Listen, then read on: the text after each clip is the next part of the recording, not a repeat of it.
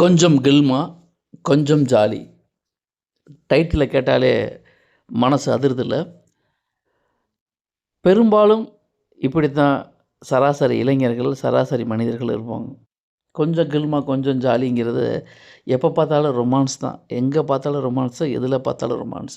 எல்லாரும் அப்படி இருக்கிறதில்ல. ஆனா சில பேர் மட்டும் அப்படி இருக்காங்களே, இதுக்கு என்ன காரணம் அப்படின்னா, அவங்க ஜாதகத்தில இருக்கக்கூடிய விஷயங்கள் தான்.